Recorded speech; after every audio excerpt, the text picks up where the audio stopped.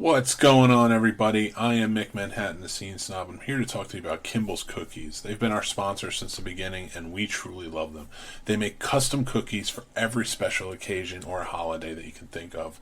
So order today, and you can order in sugar cookie, you can order chocolate. They have gluten-free options. They take care of you, and they're designed with love. I can tell you that for a fact.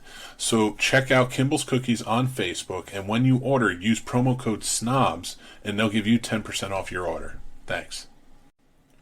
What's up, everybody? It's the Scene Snob. I'm Mick Manhattan, and I'm here to talk to you guys about our awesome sponsor, Manscaped. They are the premier tool for your grooming downstairs. Summer's coming. Are you ready to unveil your beach bod? You're in luck. Our friends at Manscaped just launched their 4th generation performance package, which includes the Lawnmower 4.0. You heard that right, the 4.0 is here. Complement your summer bod with a trim from the leaders in male grooming. The sun is shining, call your name, guys. Join the 2 million men who trust Manscaped worldwide, including myself and all of the hosts here, and get ready for Hot Guy Summer by going to manscaped.com for 20% off and free shipping with the code SNOBS, SNOBS, and they'll get 20% off and free shipping. So go check out Manscaped now. They have amazing stuff like the 4.0, the Weed Whacker, the Crop Shaver, and all of their deodorizers and everything else are truly, truly amazing. I wear their underwear. I think it's just fantastic. But don't take my word for it. Go check them out yourselves because they have plenty of stuff for everybody. So go to manscaped.com and tell them the Scene Snobs sent you by using promo code SNOBS. And I'll talk to you guys later. Welcome to the Scene Snobs podcast. I'm Scene Snobs Jr. Don't forget to like and subscribe. Kathleen, you mean like this? Hot Guy Summer. Like this? Is that what you mean? All this. Hot Guy Summer. That's Hot us. Guy Summer. Welcome to the beginning of Hot Guy Summer in the middle of summer. Dude, it's so nice that I have somebody else now that can intro as well, like if I screw up. What's going on, everybody? Hi, everybody. Welcome to the Scene Snobs podcast. It's Tuesday night, and we feel all right. I'm feeling good. It's 9 p.m. You know where you are. You're surrounded by the love of the Scene Snobs. We're so happy to have you. I am, of course, your co-host, Mick Manhattan. Thank you. I'm over here, too, the madman. I never forget you. You know that. Just when it's important. I forgot you. I'm sorry. Oh, man, it's like the end of The Good Son. I'm just like... Yeah, it's all right. It would be problematic if I had an ego. It's like I'm convincing your mom to throw you off the ledge. Sounds about right. Wouldn't take much. You clearly love me more. I'm going to be a hobbit. Pretty short trip to that point. So what's going on, everybody? Listen, it's going to be a very horrifying evening tonight because we are talking horror. We have special guests tonight. Dave Kerr, the director of Bloody Summer Camp, and the new movie that he's gathering funding for and should be starting shooting, I think, next week, Go Away. Go Away. I'm very excited for that one. Yes. I will say we also have one of the stars. He's an actor who's been on the show before. He's a very talented dude. Michael McGlynn is going to be on the show. So we're going to talk to him as well. Mike.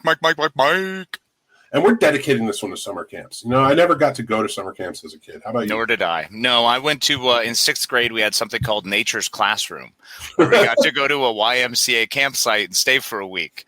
And that was about the closest I ever got. I did wind up with 2nd-degree burns on my ears during a soccer game. So I feel like I got a pretty strong encapsulation of summer camp. Snuck out late night to go play Magic at another bunk because, so cool. So cool. Camp. What's That's that? A summer camp. That is a summer camp. So I got a week of summer camp experience in my life. You bastard. You got summer camp experience. Did Pamela Springsteen come try and kill you? She did not. In fact, I was able to survive. How about Melissa Rose? Did she come? No. I think she was a camp over. Ah, damn it. You know, always the good ones. Always a camp over. Oh, I was happy with that. No, it was totally fine. No one had to murder. It was cool. Well, I will tell you, Casey and I did get together this weekend for the Nightmares on Main Street Film Festival. Boogity. It was awesome. Up in Waynesboro, Pennsylvania. First of all, Waynesboro, beautiful spot. And it was a fantastic event. Well done. Matt and everybody who helped put it on and the entire town. It was just really cool. It was a cool event. So really enjoyed it. I'll tell you, I dug the old school vibe. Like, it reminded me very much of like where I grew up in Jersey City. Like, it was like very city street, surrounded by like a nice rural area. Very colonial. Yeah. And it was a lot of fun just kind of walking around to the different storefronts and things like that. We got some good food at the Waynesburger. Saw some cool stuff. You saw some movies. You saw Bloody Summer Camp again. I saw Bloody Summer Camp. It was so good on the big screen. It was just so much fun. I really dig that movie, but I will reserve any words of anything. Oh, yeah. You people need to find it, and you need to watch it.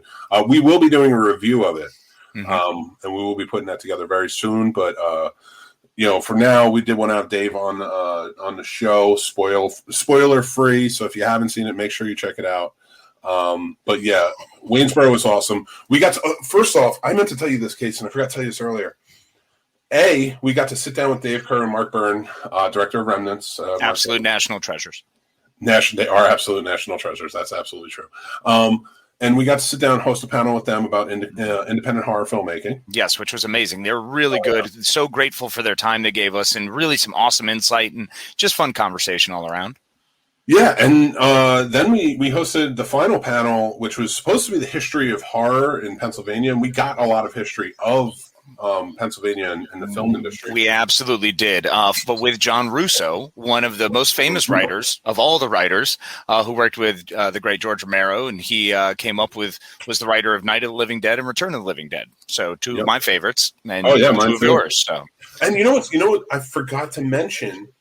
Our first episode of the Scene Snobs podcast was audio only. And set to Night of the Living Dead, because it was the same length. Yeah. Because we can talk a lot. We can spin a yarn.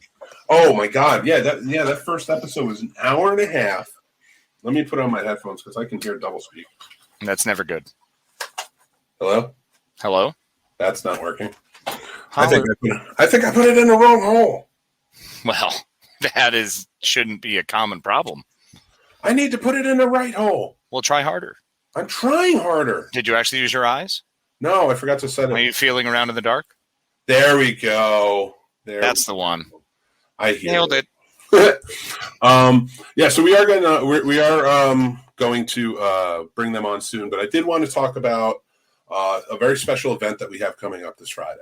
Yes. So, if you're listening to this or you're watching this before Friday, Casey and I will be hosting a 12-hour live event. It's called the Help the MILBY'S Charity Fund-A-Thon. If you remember our first Fund-A-Thon, where it was the Save Brady Fund-A-Thon, we had a great time. That was 8 hours. Just lots of shows, all in the mix, and a lot of fun stuff. But this time, Jason Taylor from the Three Geeks podcast, a good friend of ours, his family, it's a sister's family, is kind of in a bad way. They're suffering a bit, and we are going to raise funds for them. We have great shows ready to go. And they're all like chipping in and ready to be a part of it. And, we're going to be hosting a full 12-hour event. Very excited to go, full 2 p.m. to 2 a.m. because that's how we roll. Especially roll deep for people and members of our community who need help, any kind of assistance that we can ever provide. So we'll be sharing out that link. It'll be going all over. It's going to be a great show, great time, a lot of fun, wacky entertainment. Two of your favorite people just bouncing around and being silly while also hoping to raise a little money and help some people out in a tough time. So any way you can help, support, share, watch, laugh, comment along would be greatly appreciated. And just to give you a quick rundown of the shows that we have. So we'll be us hosting. We'll be there for the first hour and the last hour. And in between, we'll be doing the transitions. So the first up, it's, starting at 3 p.m. after we intro at 2 p.m. We have Pulling Focus podcast. Then we have Main Street Cinema, Invest in Yourself, the Digital Entrepreneur Podcast, Ascend and Conquer. You get there. I'll get there. I believe in you. Ascend and Conquer, which is Tina Marie Trimpet's new podcast that she's going to be unveiling here. We have Dueling Aces, which is pretty awesome. George G3 is going to be hosting that. JVJ podcast, a Juicy Pear podcast with Sean and Wendy, Three Geeks podcast, Stuck in My Mind's podcast, Funny Science Fiction podcast. I'm not looking at you, Dick. the Perfect 10 podcast, the Real Boys, and the PVD cast, and then we will finish it off at 1 a.m. So please join us. We're going to try and keep you laughing and having fun all the way through. Mick had it with chats today. Yes, no, really we're all chuckling. I'm actually laughing along with Jason and Kathleen because this has been great. They are sending gold. I absolutely adore what's been kicking out here. What's going on? What's happening? Well, first of all, anytime you can bring up National Treasure after the amount of times you try to say National Treasure about National Treasures, and then Jason wants to talk about National Treasure, and everybody has National Treasures. Well, you know what? Shut up. So it's funny, and Kathleen is being funny, and Jason is being sweet and kind and funny, and they're talking about holes and your inability to find it, even though we both got kids, so proof. That's true. We found it one time. Oh, Kathleen, I never not notice. I do have, before we start, I see John. Hi, John. My romper room moment. Hold on, I got to read this real quick because this is very important. Hi, my name is Paul Dunn. I have always loved detailing my own car, but only considered doing other cars, but always had an excuse to bet on myself. A little over a month ago, I had a boss decide to let me go to pay someone less. And in the middle of the panic of losing my job, I told myself, you got to turn your thing down. I can hear myself. I can hear myself through you. I'm in headphones, man. I don't know how to do that. I don't know. Something's killing me. It can't be me. I'm on headphones. I'm on headphones. Headphones. We're both on headphones. What are you hearing? I don't know what I'm hearing. It's very odd. Anyway, I'm going to read it. No, that's just the ringing in your brain. Don't worry. Death is inevitable. See you on the other side. In the middle of the panic of losing my job, I told myself, not now, then when. So I started to buy everything I needed for the company, products, business cards, insurance, etc. After last week of word of mouth starting to spread and my own mental health excited every day to do what I love, I can say I'm glad to bet on myself.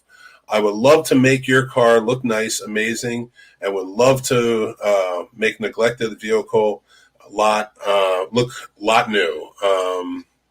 Lot new. Oh, like a car lot. I'm not right. I love the amount of practice you went into this and the randomness of practice. Jumping into this live read. Like, no, it's a note. It's a Captain Segway. It's a note. It's a note.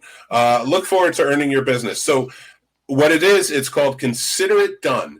And he works in the North Carolina area, High Point, Kernersville, Greensboro, Burlington, Winston, Oak Ridge, Somerville. And we're going to post his Facebook page. Consider It Done is the name of the business. Paul Dunn is awesome.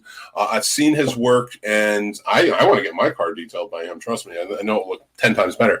But I wanted to put that out there because Paul is a great supporter of the show. And he just started his own business, and I want to help him out. That's fantastic. No, that's awesome. We love you, Paul, and best of luck, brother. And we will continue to push for you. Maybe with better live reads, later. Oh, 100%. But I'm going to let Casey do them from now on. I'm just waiting. I'm just waiting. I'm like, I have some skill and talent here. But don't you worry about that because Corinne's here. Hey, Corinne. All right. I'm going to bring on our special guest here tonight. Director of a horror movie that's out now, and it's making waves. I'm hearing about it all over. And I stick pretty close to the horror community. And I do. I try to right on it. Flies on shit. We've had him on the show before from Carolina Fear Fest. We hosted a panel with him this past weekend at Nightmares on Main Street Film Fest. And now we have him on the show again. It's Mr. Dave Kerr. Woo, Dave Kerr! What's up, Dave? What's up, buddy? Hey, what's up, guys? Hey, and we also have actor, producer. I mean, this dude does it all. And I've had him on the show before, and he is a genuinely fun guy. Mr. Michael McGlynn. Ow! Wait, spit it up. There he is. What's up, Mike? How you doing, buddy? Not that guy. What's up, gentlemen? How you guys doing today? Pretty good. Oh, man. Well, welcome to the show. We're glad to have you. We're going to be talking about Bloody Summer Camp, which, like I said, is making waves. But we also want to talk about your new project, Go Away, and maybe get into some horror talk along the way. How's that sound? Sounds good. All right. So why don't you give everybody who may not have seen it or gotten there yet, even though we plug it and they watch our show, tell them some more about Bloody Summer Camp. So Bloody Summer Camp is an 80s slasher throwback. It's kind of like it's obviously inspired by horror films from the 80s, like My Bloody Valentine, Friday the 13th, Halloween, The Burning, all those great films / films. We want to make a film that felt like it was one of those films, but an original idea rather than, obviously we've got remakes coming out of everything. We wanted to do an original concept that kind of honored and did an homage to those type of films. And so Bloody Summer Camp takes place in 1986 at a summer camp on their opening day as they're preparing the camp for the new summer.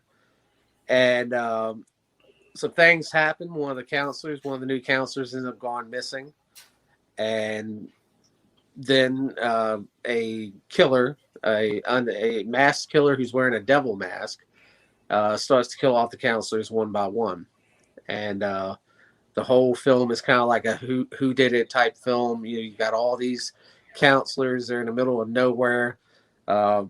Eventually they kind of realize that one of them is doing it, but they don't know who, that whole type thing. Mm-hmm. Yeah, and one of the things to kind of talk about, so Carolina Fear Fest was one of your big premiere, and we got to be there to talk to you and interview on it. We lost Michael. He'll be back though, I guarantee. So and got to talk to you about it a bit. And you, I don't know, can we talk about the big surprise you did in the theater? Yeah, you can. Everyone, it's all out now, so you're good to go. All right, I just wanted to make sure. But so please tell us what you did, because I thought it was really awesome how you pulled this off. So what we did is we didn't let half the cast, or as many as we could, we didn't let them know what the actual ending was. We always tried to keep the real ending from as many people as possible. A lot of them thought that the killer was someone else. And we had a reason for doing that. We always felt like that if you don't actually know who the killer is, regardless of your acting strength, regardless of anything, if you don't know who the killer is, you can't give it away. At no point can you give it away in subtle notions and in any of your acting. You can't give it away, no matter, like I said, no matter how good of an actor you are. You can't give it away if you don't know it. And we wanted them to believe it was this person, so it would reflect that way in the film. And so it started out with barely only the producers and I and my cinematographer, only we knew. And then when I found the person who I wanted to be the killer, I had to let him in on the whole thing. You're the killer. And our sound guy didn't even know until like the last 2 months, because we got to a point where there was a scene that we needed to do, and it was like most of the cast didn't even know we were filming this scene. They didn't know the scene existed, and so I kind of had to take him to the side and be like, "Look, I got to tell you something." And so he was brought in, and then the ending, there's a couple other people that, because of how the ending was, we had to let know, but it was still half the cast by the end of it still didn't know when they went in the theater what they were about to see. And hearing the reactions, because the whole Carolina Fear Fest, the whole cast is loving it. It's the first time they're seeing the film. They're reacting to the film. They're quoting lines. They're just having a fucking blast the whole time. Then right at the ending, you hear, like, right when like something doesn't play out the way they thought it was supposed to, everything goes silent. Oh. And then I'm like, they're starting to be like, what the hell? And then like it's like a couple minutes of silence, and then it's just like a bunch of fucking like reactions of people like, "What the fuck?" Because they had no idea that this shit was happening. So They're just so freaking cool. so and that's I'm awesome. struggling all tight-lipped as well because it's just it was so good. It's so much fun, and I mean, you really brought so many interesting deaths, a lot of originality to it. It was a fantastic script. It was really well paced. I'm just a big fan. Big fan. Great job, Dave. Michael, Great we job, were man. talking about the cast not knowing the ending. Oh yeah. That was Michael a didn't hard even know. one to keep under wraps. Michael joined the cast as a cast member, and as a cast member, he was not told the ending either. It wasn't until December when we brought me and Amber decided to bring him and his wife on as producers that we told him, like, okay, we're gonna let you know something. Here's the last 5 pages of the script that you didn't get. Oh my God, that's crazy. Like I said, it was a need to know. You know, if you didn't need to know who the killer was, you didn't know. One of the fun parts about that too is because on Saturday night, all day Saturday, we had a bunch of the cast come in and sit down with us and talk to us about being in the movie. And then, it was getting ready to premiere that night. We were talking to you last. And then you said, I have a special surprise, and I'll talk to you guys about it tomorrow if I can come back. And we're like, yeah, absolutely. So Sunday you came back, and we started talking to everybody again. And it was just like everybody was blown away by it. Like they had no idea. The reactions were amazing. It was so much fun to see that. It's something you don't really get in cinema, much less to be the one making the movie and get that level of surprise. So that's pretty radical. Yeah, it was a pain in the ass to do too. Well, it was just that much more stuff that we had to keep a secret, and we had to try and we had to film certain ways, and then with the premiere. Some people were originally not going to show up, and we're like, well, this is going to be terrible if half the cast don't show up to this screening and it gets out what the ending is before they see it. But luckily, most of the cast showed up. So nice. That's good. Yeah. I love it. We have a huge fan right here who did see it in Carolina Fear Fest, Paul Dunn. And he's a fan of the show, and he's talked very highly since he saw Bloody Summer Camp. So that's awesome. Yeah, that's great. I'm glad he liked it. I really am. Thank you so much, Paul. So you guys, are now working together on your next film, which you're crowdfunding for, but you are getting ready to shoot next week, correct? Whatever next week. Yeah, August 7th and 8th. Okay. Start filming. Yeah. Okay. How long do you anticipate the filming to last? It should go by pretty fast, unless God help me, unless COVID shit fucks things up again. It's already looking like things are going that way. It's terrifying right now. Our last week of filming is set for October 16th and 17th. I mean, we're supposed to. Yeah, we film almost for like a week and a half straight. Yeah. I mean, we're trying to knock this fucking thing out fast, and if we can get that done, then we'll be done mid-October. We're planning on having this thing out by next summer. Nice. Awesome. But we'll see. Stars of the movie. It was Tom Matthews joined, and can you tell us some more about who's going to be in it? Yes, Tom Matthews will be playing. He'll be playing the head of the household, nice. And then Sherry is his wife, and she'll be played by Tuesday Night from Nightmare on Elm Street 4 and Wes Craven's New Nightmare. Awesome. And then Felissa Rose is going to play Sherry's sister-in-law. She's the sister of Sherry's previous husband.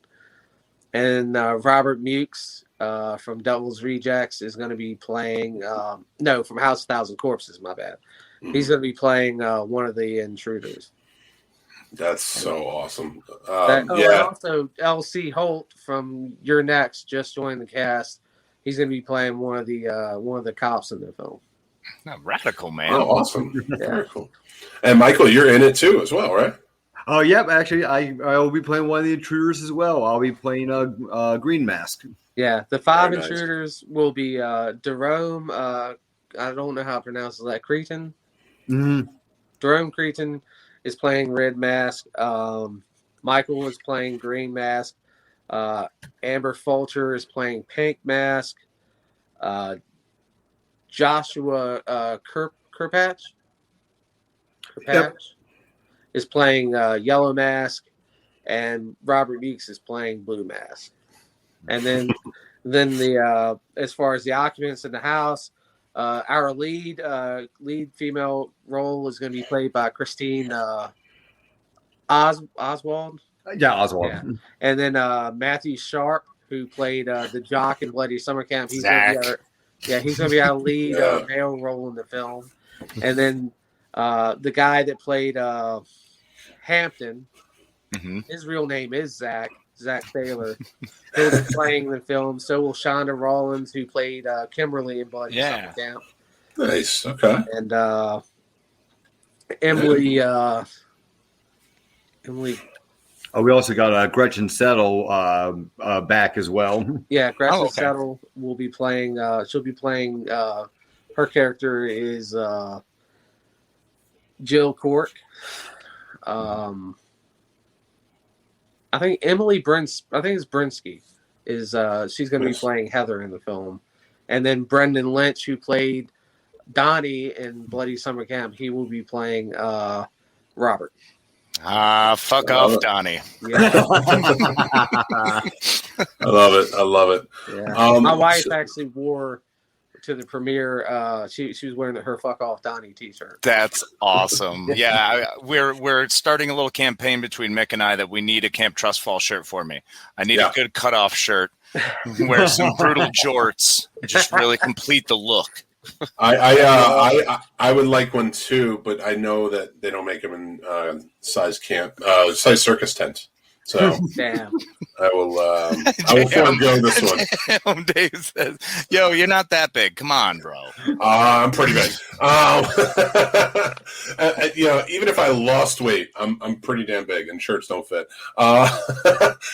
So I want to get in the director and producer mind frame, and especially as an actor, Michael, when you're in the movie.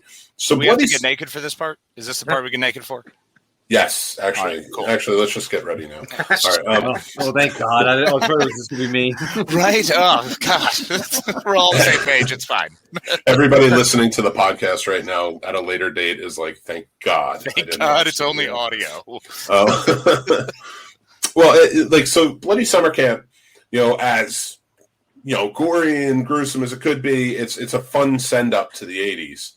Now, Go Away is going to be darker in tone, and not quite as similar in tone. So, is there how does your mind frame change when you get into something like this? Is there a certain type of music you're like, all right, when I wrote this and when I directed this, I was listening to this, and now I got to switch to this, is it Bud Light and Bud? Or how's this work for you?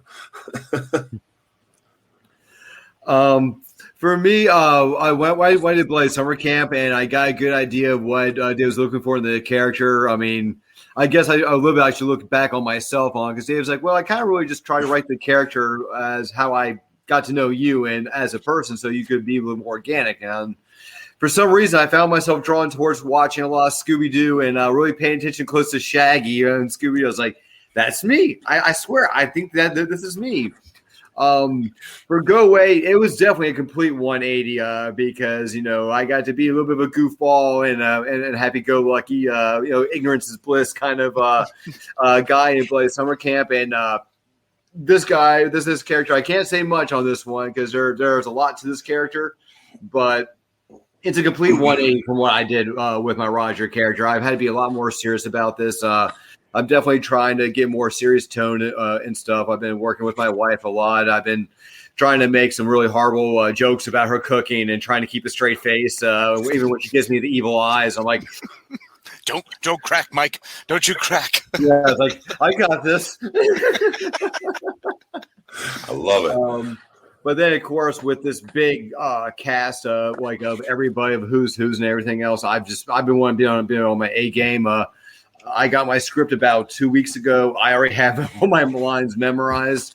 I've been spending every free weekend a moment I have in a martial arts gym, getting into the best shape I can get into my life so I can just do whatever I need to do for this film to give the best performance possible because this one's a lot more tense. It's a lot more going to leave you on the edge of your seat. And we should say if everyone thought that Bloody Summer Camp was a gruesome time, you ain't seen nothing yet. Love it. So, well, how about you, Dave? Like getting in with with directing. I mean, I'm sure writing it, your mind frame, of course, changes because it's different tone. But how about as a director? I know you haven't started yet, but like, what are you doing to prepare? Yeah, you're right. As far as the writing wise, I do have certain songs that I listen to that kind of have to put me in a certain mood to write certain things. Obviously, with Bloody Summer Camp, it was a lot more lighthearted and. Most of the script when there wasn't double face scenes, it was mostly a pretty light-hearted, comical kind of scene. But with Go Away, the whole thing is a lot more dark. And when I wrote it, like I said, I obviously I listened to a lot of Avatar when I wrote it. Directing is going to be kind of the same way going into it. It's going to be a little bit harder to keep the cast because I love the cast that we work with, but one of the reasons why it worked so well on screen is because all these people are friends in real life. We weren't friends when we started, but just through Bloody Summer Camp, we became really, really close with the people that we filmed with. Over the period of a year of Bloody Summer Camp. When we're not filming, we're everyone's best friend. Everyone's laughing and joking. So it's going to be a lot more discipline as far as trying to keep people focused and trying to cut down on the jokes. Because one of the problems I already ran into when we were filming the Pits trailer is, in between takes, people would go back into joking and everything. It's like, when you're doing a serious scene, when you're trying to show fear, when you're trying to show believably that you're serious, it's hard to get back in that mindset when you were just joking with someone in between takes. And so I had to get on them, and it's just going to be difficult. And it's not their fault, Like I said, we're so close. Everyone's really good at good friends with each other. But that's definitely going to be the main focus, is trying to keep them on track and trying to make sure they understand that the more you get off track in between takes, the harder it's going to be to reel you back in. We really need to just kind of cut it down and keep this tone of the film because, it's definitely different from Bloody Summer Camp. It's a lot of tension. It's a lot of suspense. And I think the more that we can keep our composure in between that is going to help us keep it. The scene's going to be drawn out more. They're going to be slower. They're going to be, building up to things. So it's not going to be as point and shoot as Bloody Summer Camp was. Yeah, and maintaining that tone is definitely going to be important for the overall crux of the story. It sounds like. So it's great that they are close because they can play friends. They can play, boyfriend and girlfriend. But we just got to make sure that they don't take it overboard and get too much out of the fear. Right, which is always difficult with, you're at Bloody Summer Camp. You're at a summer camp. The whole point is to make friends. So you kind of just fell right into that perfectly. Yeah, so then to follow up with a serious flick is like, whoa, sorry guys, cut off the shenanigans. And with that, most of the film, they didn't know that there was a killer. So most of the film, most of the scenes, unless you were being killed off, you didn't know that there was a killer anyway. So it worked.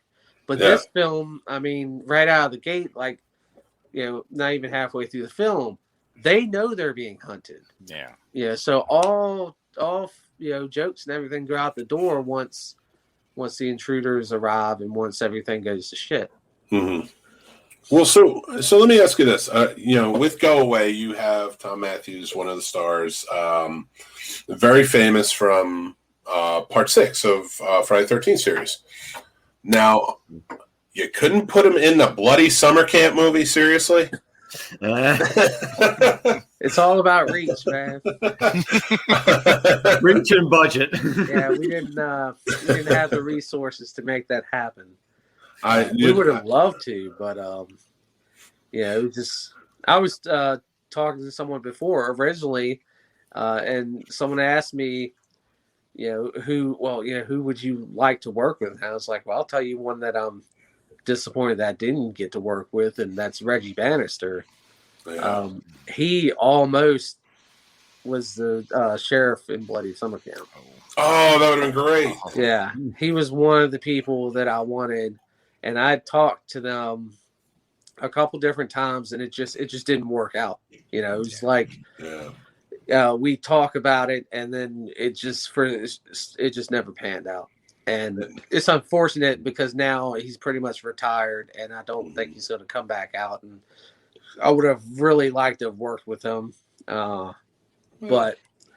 And like I said, with Tom Matthews, I would love to have had Tom Matthews in Bloody Summer Camp, but all I'm saying is we need a director's cut scene. You take him one day, you go over to the camp, then it's just him in his outfit walking out of the lake, and you have one of the characters, one of the camp counselors from Camp Trustfall, like, "What are you doing?" Just like, I don't want to talk about it. That's clearly a Roger moment. He just take off. Have him show up in an old pickup truck and like, what are you doing here? I heard there's a double face. Heard there's a camp slasher here. I have a little bit of experience with this. Yeah, right. Yeah, the sheriff's like, we're calling a pro. Tommy Jarvis shows up. I will say for anybody who's listening or watching down the line, Reggie Bannister, the great Reggie Bannister, the true star of the Phantasm series, and so much more. So you should always go check him out. But let's hold on to it. We never know. Maybe, just maybe, we can get you with him in a movie. That would be awesome for sure. So now, how are you seeing? So you just had Bloody Summer Camp play also here up at Waynesboro at Nightmares on Main Street Film Fest. How was the response there? Casey got to go. I unfortunately had to come home. It was my son's last night before he leaves. But how did it go at Waynesboro? Oh, it went really well. We actually got a very good positive response again. Matter of fact, one of the other fellow filmmakers that we're friends with, Thomas Tucci, he does a lot of work with Key 13 Productions. He even said, I've been hearing a lot of buzz about this. I wanted to see this. So he stayed late and he came out and saw it. And then I think it was like maybe 20, 30 minutes later after the film was over, he hit me and Dave up on Messenger, goes, guys, I loved it. Where can I get the movie? I want a copy for home. Yeah. When you hear those kind of responses, it's always great. I even told Dave, I thought the highlight of Carolina Fear Fest was us having a premiere there. And don't get me wrong, it was pretty much high up there as my high point. But like I told Dave, the very next day, I left our table to go outside to have a vape. And I had this nice young couple walk by, and they stopped and looked at me and go, you were at that rocket shot from Bloody Summer Camp last night, weren't you? I was like, oh my God. Yes. That's it. That's what it's all about. And then they even asked for a photo. Like, I swear, I thought, I was like, should I tip you guys a 20? Because this is never going to happen to me again, probably. I don't know. I had a similar reaction. You were walking across the street carrying a pizza near the movie theater in Waynesboro, and you're like, it's not even my pizza. And I'm like, wait a minute. I know that voice. I was offering everybody, even the movie lady who was selling the tickets. I even offered her a slice. Yeah, we at the one that we were at this weekend, we still had a couple of cast members that finally saw it for the first time. Wow. I think everyone except for Dave Sheridan has seen it so far. But I think so. Like Rick Germain and Matt Hammond. They were both in the film, and they finally got to see it for the first time. And so, Nice. Yeah, that may be the last of the few that hadn't seen it yet. But I got to hear them, and they were very happy for it. They loved it. They told me that they enjoyed it, and Matt Hammond, he raved it and said it was great. It's always good hearing it from the cast members, Yeah, because absolutely. I mean I love hearing it from the people too, but the cast members is kind of like I didn't waste your time, did I? Right? Like, Yeah. If you're there when, part when of it, they it means like more. it, Yeah. yeah. When Well, I they could- like it, it's like, okay, well, I'm glad you like it. I'm glad you felt like it was worth your time and worth your investment in being a part of it.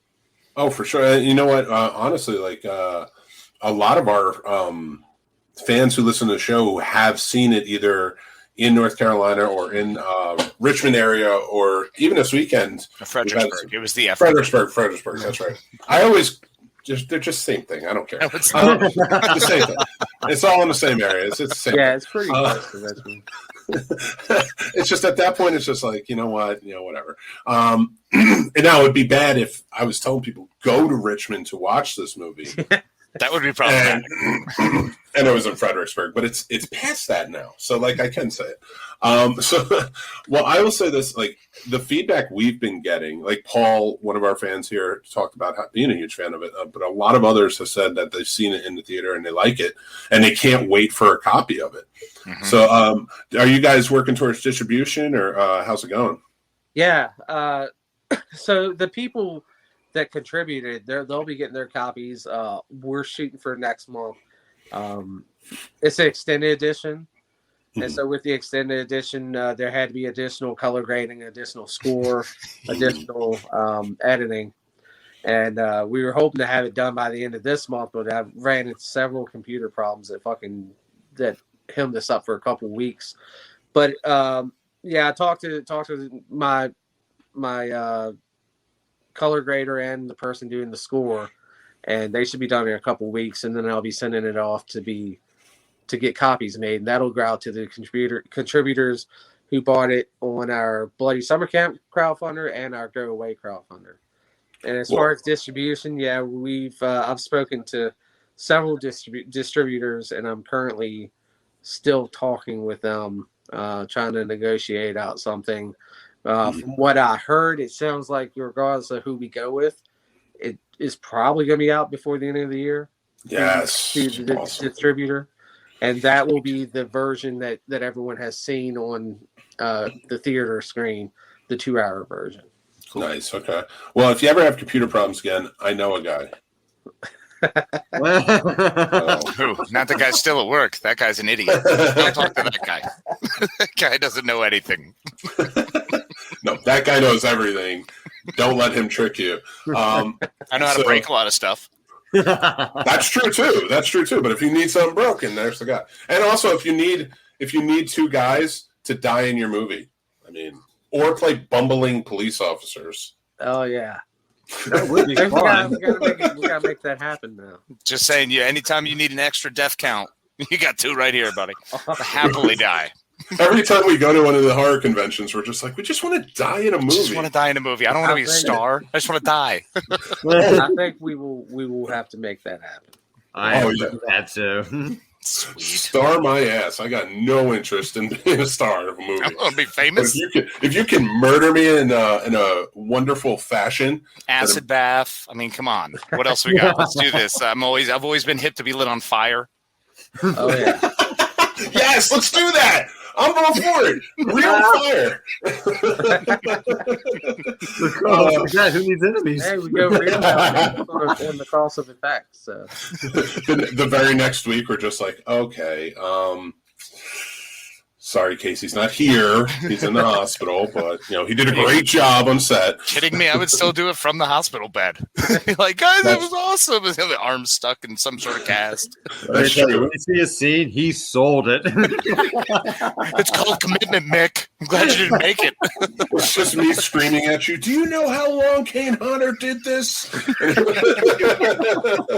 Keep going. Director's like, cut. I will tell you this, as we're winding down for the show, I want to ask you both, from best to worst, I want you to rate the first 8 Friday the 13th. I don't want to get all too crazy. But oh my God, what do you mean not too crazy? That's the weirdest question to ever ask. I think the first 8, we still. Yeah. All right. So Dave, you go first. I want to hear what your answers are on this one. Okay, this might fuck with people too. I am a big fan of Part 5. So Okay. Shit. So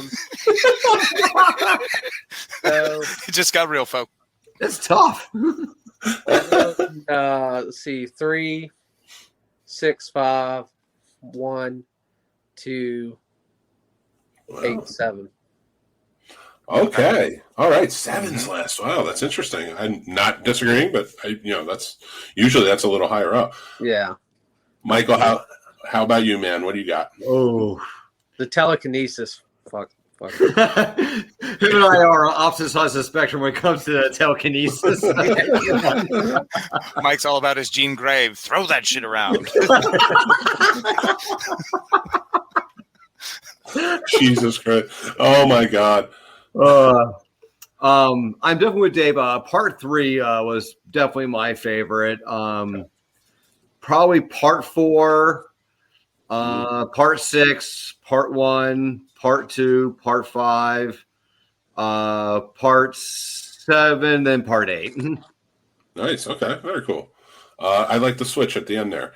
How about you, Case? I don't think I've ever asked this question of you. No, you haven't. It's 3, 4, 1, 2, and then 7, 8, 6, 5. Jesus, you're like ready. You're right at the hip, man. Well, Jesus. because I mean, you unfortunately, being your friend for the last however freaking long it's been, is nothing but Friday the 13th movie. So believe me, I have categorically figured them out. So if you're like, "Hey, I'm in the mood for Friday the 13th," I'm like, "Good. Here's your 4 options." All right, fair enough. There you go. Even though my favorite is 2. 2, then 6. Yeah. 2, then 6. And then, you can toss them all up in the air and I'll watch them. Here's the problem. I'll be like, I'm going to watch Friday the 13th part 2, or I'm going to watch Friday the 13th Feature 6. And then I start at 1 and then I finish at like 10 and then I'm done. So that's it. Like I just watched the whole thing. He can tell you right now that I just have marathons every time I watch the first one. Every goddamn time. Every goddamn time. I mean, it's not as bad as me in Halloween, though, because I get like on my high horse about Halloween and will begin describing the movie, to which he's watched a million times with me, and will still break it down every time. Man, we got to me and Owen and my wife. Michael couldn't make it, but we actually got to see the original Friday the 13th on 35 millimeter. Yeah, at nice. the Library of Congress in Culpeper. That's awesome. They said that there was only one copy that was still intact, because all these other copies had been they'd been messed up over the years, and the film had turned like pink. But this copy was kept in like an aluminum bag or something, and it preserved it. And so the whole film was like perfect, except for like one like 30-second stretch where it was kind of pink, but the rest of it was perfect. And we actually got to see Friday the 13th 35 millimeter on the big screen. That is really freaking That is cool. awesome. That experience. That was, I think, in 2019, right? October 2019. Before the dark times. I would love to fucking see it again like that. It was amazing. I want to see it. Yeah. Yeah, me too. That would be amazing. And I thank you to whoever said, "Oh, this movie is doing well. Let's put this copy of the 35 millimeter in this aluminum bag so it's protected." Yeah. Whoever had that foresight, that's awesome. All right, I'm going to finish off with one more summer camp question, because you're not going to like my answer. I have a feeling, and I have a feeling I know everybody else's answer.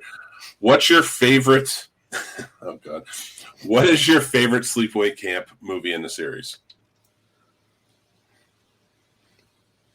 The sleepaway camp? Specifically sleepaway camp? Yep. Huh. Oh yeah. I mean, I could do. Listen, I know yours is Madman. Calm down. I love Madman too. I thought that was a great flick. It's Right? it's the acting in that is so bad, and I love every. It's purposefully tried hard. Oh my God! It's like a porno movie without any sex. The way they talk. Even the music was the same. Now, in their, we're talking about Madman, right? Yeah. Yeah. In their defense, they did basically have to make a whole fucking movie like from day one out of nothing, Sure. because they realized that someone was filming the exact same fucking movie as they were at the exact same time. So they just threw the fucking burning script out the window and just started from scratch. Well, You gotta give him that. from a director's standpoint, that's got to be easy, right, Dave? Come on. That's nothing, right? Oh yeah, that's every week. Listen, I like the burning and all, but like I'll go Madman every time. Yeah. I like the story better, but the acting is pretty horrendous. Yeah, and it's hurtful. It's crazy because there are some very good actors in it. So I'm like, what did this director do? Was he just like The one thing? He's just like be cardboard. Be cardboard. What happened is all of the good shoots got lost. So they were just stuck with whatever they could pull together in 48 hours. So there's your movie. Jason Alexander came off of the set of The Burning and stole the good takes, all the short ends and everything with the good takes, and then it's just like, all right, we're gonna have to redo this. But out of the sleepaway camp movies, I mean, you had Felissa in your movie. She's going to be in Go Away. I figured I kind of have to ask this question. I think I know where it's going, but where you go? I'll go first. I mean, I obviously I'm going to go with first one, just because it was different. Part 2 and 3. I mean, I like that they had more of the comical aspect to it, but I think that I originally liked the who did it type part of it, and even knowing who the killer is, I still enjoy watching it. It's still got, maybe it's nostalgia, I don't know, but I still would rate that as my favorite one. Nice. Okay. How about you, Mike? I see and around Felissa way too much to say anything besides one. But I will tell you, I absolutely did really enjoy part 2 a lot. I thought that was such a great, straightforward camp slasher. I get part 2 and part 3 confused. I guess I'd say that's one of my problems with part 2 and part 3 is because. They're kind of like the same movie. Well, they're so similar. Yeah, it's just one big story. And they were actually shot back to back. Part 2 and 3 were shot at the same time. Listen, I have to go with part 3 with that garbage truck scene where she's just mowing them down and then throwing them in. I'm like, hell yeah! And it's called Teenage Wasteland. I'm like, all right, let's do this. I do like the Porter John death. That was. I love it. But I'm a traditionalist, man. I really have to go with one. I have to say the first one was my favorite. Just no one chose part 4. No one chose part 4. That was taking Return. Technically, Return of Sleepaway Camp is part 5. They have a part 4. Yeah. That was like not finished, and it's horrendous. It's just so bad, and it makes no sense to anything. Well, let's see it. I have the DVD. I got the special DVD. Like it looks like a med kit from a summer camp. Oh, yep, I got the same one. Is the other half of the movie actually a rock band that turns into zombies that then fights Werewolf Hitler? That'd be a step up. Do not pick on Hard Rock Zombies. That movie was a gem and way ahead of its time. Dave, I need you to remake Hard Rock Zombies for me. Dave, you do not. That's a movie I found at Walgreens for like $3, and it's never let me down since. Until you show it to your friends, and we're all just staring at you like, dude. You said you had taste. I was so high that night too.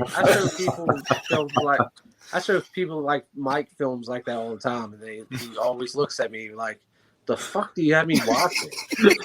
I'm like, "What are you talking about? This is a fucking masterpiece." Blood Lake, come on, man. Oh my god, Blood Far Lake. I looked and I was like, "What did I do to you to deserve this?" I own that movie. That whole movie, the Hard Rock Zombies, that whole movie was written around that band having one song called Cassandra, and then they just wrote a movie around it where this band dies, becomes zombies, comes back from the dead to avenge Cassandra against Hitler. Say it. Werewolf Eva Braun. Yep.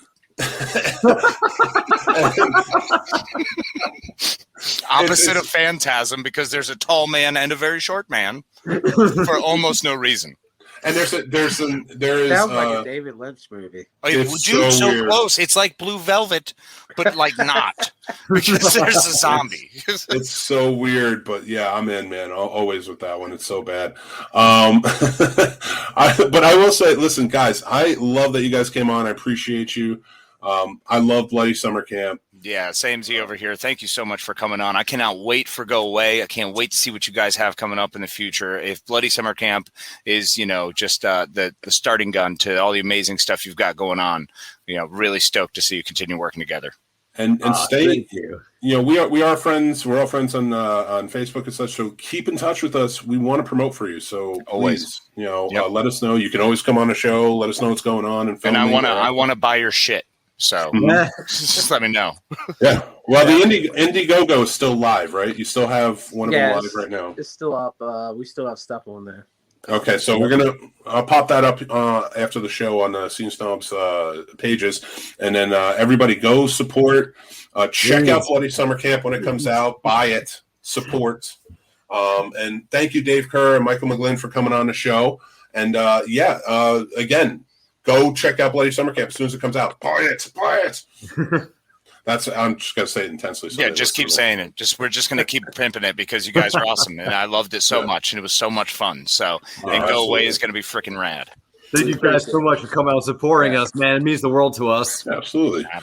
Thank you guys, and we will have you guys on the show soon. Yes, we'll bring you back soon. Have fun shooting next month. Thank you, man. Thanks, guys. Thank y'all. Take care, guys. Bye. Oh man, that was awesome. I love talking. These guys are great. Michael, like I said, has been on the show before with Key 13 when for another movie they're working on that was pushed back, so it's for phobias, but it'll be coming out. But yeah, so guys, thank you for watching. Thanks everybody. This was a blast. We had a fun time. Go another 2 hours. We got this. Well, no, we got 12 hours on Friday to do it. This was just a primer for Friday. I feel like, we got some stuff worked out. We're ready to go. Yeah. So I know you'll be excited for Friday. So not only is it just this massive charity event and 12-hour show with this wonderful, fantastic lineup, but Mick and I are going to be doing it side by side. So if you like our side-by-side shows, this will be one for the ages. Yeah, and we are going to be right next to each other. I love it. And we're going to have like a special setup. So... we should do it by the campfire. Okay, we're going to have a remote location. Shit, I just thought about that. Okay, all right. I shouldn't say that out loud. I don't know why I make these thoughts when we're on the show. I don't know. It's just flow of consciousness. It's fine. It's a beautiful thing. So the show will be available on the Scene Snobs Network Facebook page, our Twitter, our Twitch, and our YouTube. That's where it will be available. You can watch the whole thing from there, and then afterwards you can head over to our YouTube and watch it at any time. It is for a good charity. It's to help the MILBY'S, which is Jason Taylor, our good buddy over at Three Geeks Podcast, his sister's family. The GoFundMe is up and live now on thescenesnobs.com. There's a link. You'll see the charity banner. Click on that. I'll take you straight to the GoFundMe, and you can donate. You can do that during the show. You can do that during the anytime. You can start now. You can do it now. Do it during the show. We will also have in the comments and the descriptions the link as well. So you can do that. So make sure to please check us out, follow, share if you can, donate what you can. It's not a matter of, as that we go through these difficult times, it's not a matter of how much you can do, it's what you can do as well. So anything you can do to help get the word out, anybody who can help, whatever you can give will go a long way. So we're very excited to be able to help one of our close friends out during his time of need. So we appreciate you. Remember to be strong, build your villages, work together as your community, love and appreciate each other. I'm not leaving yet. No, I know you're not. I just wanted to get that off my chest because you might wind up on a roll about ball shaving, and I just want to be aware. No. I promise. I'm not going to go in the ball shaving. So you ready for hot guy summer? No. There it is. No. So guys, some very important news that I just wanted to pass along. The Scene Snobs Network is dissolving. So we are not going to be doing the Scene Snobs Network after the charity event. That does not mean that the Scene Snobs are dissolving. The show will still go on. Casey and I are still here. Yeah, no one's pouring acid on us. Gosh.